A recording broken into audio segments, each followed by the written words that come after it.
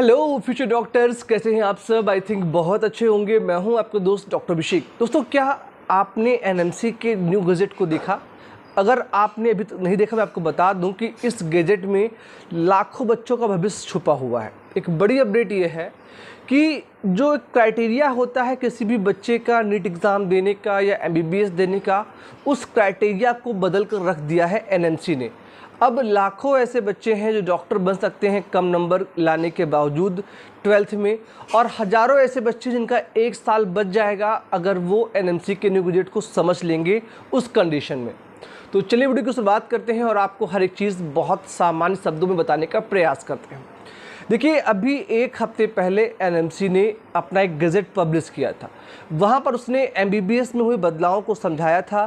साथ ही साथ NEET exam को लेकर भी बड़ी अपडेट थी। उसने कहा था कि जो नीट एग्ज़ाम है वो एनटीए आगे कंडक्ट नहीं कराएगा, उस एग्ज़ाम को या तो एनएमसी कंडक्ट कराएगा या फिर वो कोई बॉडी दूसरी बनाएगा जो नीट एग्ज़ाम को कंडक्ट कराएगा। इसके अलावा ये भी कहा था एनएमसी ने कि आगे फ्यूचर में अपकमिंग नीट एग्ज़ाम के बाद एक कॉमन काउंसलिंग होगी जिसमें ऑल इंडिया कोटा और स्टेट कोटा दोनों में एडमिशन होगा। हर एक एमबीबीएस का बच्चा जो है एक फैमिली को अडॉप्ट करेगा। बहुत सी चीज़ें बताई थी, लेकिन जो आपके काम की चीज़ें हैं उनमें 2 चीज़ें हैं। एक तो ये कि एनएमसी ने जो 50% का क्राइटेरिया था, यानी कि आपको पता है एनटीए ने कहा था कि अगर कोई बच्चा 12th क्वालिफाई करता है तो फिज़िक्स, केमिस्ट्री, बायोलॉजी में उसके मिनिमम 50% होने चाहिए।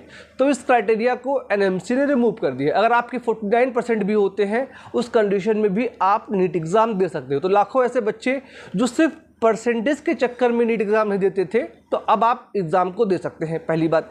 दूसरी बात, एज क्राइटेरिया को लेकर भी एनएमसी ने बदलाव किया है। अभी तक क्या था कि मान लिया अगर आप नीट एग्ज़ाम देना चाहते हैं नीट 2024 में, तो दिसंबर 31 तक आपका जो है एज 17 ईयर मिनिमम होना चाहिए था। लेकिन अब 1 महीने का आपको मिल गया है एक्स्ट्रा रिलैक्सेशन, यानी कि अब जनवरी 31 तक अगर आप जो है 17 ईयर कंप्लीट कर लेते हैं तो उस कंडीशन में आप नीट एग्ज़ाम भी दे सकते हैं और आप एमबीबीएस में एडमिशन भी ले सकते हैं। देखिए, इसका सीधा फंडा जो है एग्ज़ाम देने से इम्पॉर्टेंट है एमबीबीएस में एडमिशन मिलने को लेकर। तो 1 महीने का जो डिफरेंस है वो कई बार बच्चों को 1 साल वेट कराता था। तो अब उस 1 महीने का टाइम बचेगा तो मतलब बच्चों का 1 साल पूरा बच जाएगा। ठीक है, तो ये 2 बड़ी अपडेट थी आप सभी के लिए।